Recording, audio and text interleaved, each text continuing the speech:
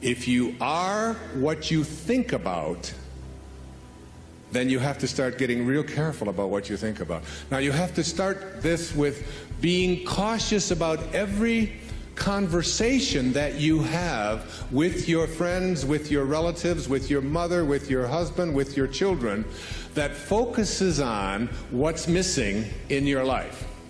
Because if you want to attract something into your life, something good, something grand, something godlike, something prosperous, something of well-being, health, whatever it might be, if you want to attract that into your life, but you're talking about what's missing and thinking about what's missing, and you understand that what you think about is what expands, you will continue to expand more of what's missing, and you'll continue to attract what's missing in your life. I never talk about what's missing in my life. I only put my attention on what I intend to create. And I have shifted it. And I learned this lesson a long time ago, but the place that it probably expresses it better than any is Esther and Jerry Hicks' book, Ask and It Is Given. The Teachings of Abraham, it's called Learning to Manifest Your Desires. Have more than anything, I think they're the greatest, among the really greatest teachings on the planet today. And I know Esther and Jerry, I know them well, I've been with them on many occasions. It's about practicing this idea of not putting your thoughts on what is missing and shifting it to, it's on its way. It's on its way. It's on its way. 4 words, just get them tattooed someplace inside of you. Whatever it is that you would like to attract into your life, know that it's on its way. And I want to say to you that as you begin to get your thoughts more harmonized with Tao thinking, that is, with the thinking of the source, the thinking of God, that which always has been, that which does nothing but leaves nothing undone, as you begin to more and more harmonize in this way, what happens is that you start elevating your thoughts so that the habit of how you think becomes more harmonized. Rather than a polarity with what you want to attract, it becomes harmonized with it, and it becomes your natural way of how you think all the time. And you start then beginning to teach your children the same way of thinking. So you just catch them when they start saying things like, oh, with my luck it won't work out. Why have any of us ever learned to say, with my luck, and having it mean things aren't going to work out? Why wouldn't you say, and just have it as your habit, with my luck, it'll probably show up faster than it normally does? Why not have that kind of a way? Because here's what happens. As you begin to shift the way that you think and have an anticipation that this thing is going to work out for you, you can only act upon your thoughts.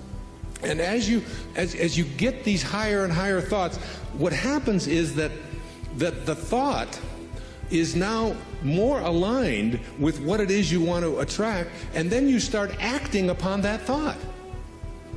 And as you start acting upon the thought that it will work out, that it's probably on its way, you start to see how this whole system all works. In other words, call it the universe, whatever you want, begins to conspire with you.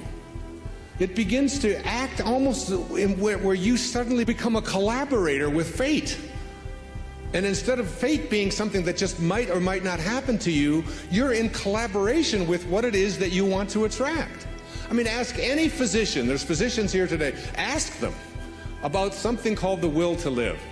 Ask them about somebody who's going in for a corneal transplant and thinks that I'm going to see when this thing is done, rather than someone who thinks it probably won't work out. And which one would they rather work with? What is this thing called the will to live? What is this thing, this inner kind of thing that says, I refuse to allow myself to think? I say to my mother, who's 90 years old, almost 91 years old. I was with her for the last 5 days, every day, all morning long with her. And she's been going through some difficulties and so on. Most of you saw her on the PBS show, if you saw The Inspiration. She has always said to me how she was going to die. She said it to me when she was 60. what her death was going to look like, when she was going to die in her sleep, and it was going to be, it was going to be a peaceful thing, and she was going to do it when she was ready. When she was ready, she would leave, and she would know when it was time. And she says, and don't think it's time. I said, well, you got a hangnail there. Maybe we should just move on with it. And she said, no, I'll tell you when I'm ready. But she has always said, I will never allow Alzheimer's into my life. She's always said that is not something. She'll say things like, well, I can't remember this name quite as well as I did before, but that concept of all, it's just not anything that I've ever allowed myself to think is a possibility. And I said to her, well, what if you're wrong? She'll say, well, who'll know the difference? And they've done research on this, in studies on gerontology, where what does your life look like from 60 plus versus what does your life look like from 60 down to into your 20s? That people who live a dynamic life into their 60s, 70s, 80s, and 90s, people who feel strong, who don't feel that getting older means that I have to in any way decline any place, physically or mentally. Getting older has nothing to do with the concept of declining. That when people are in their 20s and 30s and 40s and 50s, and this is their perception of what their life is going to be like when they're in their 60s, that those people have a much greater chance of not attracting the kinds of diseases that are so much age-related as do people who think of old as infirm and declining throughout their 20s, 30s, 40s, and 50s. That you change the way you believe about that and you say declining is not a possibility. I don't think about what's missing. You don't put your attention on what's missing. You don't tell other people about what's missing. And you don't tell other people about what you can't do and what isn't working and how terrible the world is. And the Tao teaches so much of it was written for leaders, people in positions of power. But I've translated all of that into your own level of leadership. And the great leaders are the ones who eschew violence. You have got to get yourself to a place where you don't allow yourself to have violent thoughts come into your consciousness. That means you got to watch the movies you're watching. That means the games that your children are playing, video games, have got to be monitored and removed when they have violence built into them. It means that you don't watch the news and you don't read the stories endlessly reaffirming what a terrible place this world is. It is not a terrible place. It's a perfect place. It's a beautiful place. There are just some leaders who are connected to Tao and others who are not.